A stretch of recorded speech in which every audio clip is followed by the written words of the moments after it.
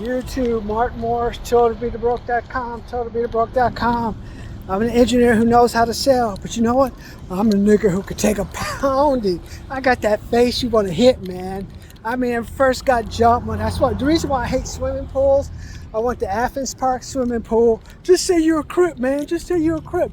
They won't beat you up. They won't beat you up. I said what I am. I'm a Crip, man. I'm down with you guys.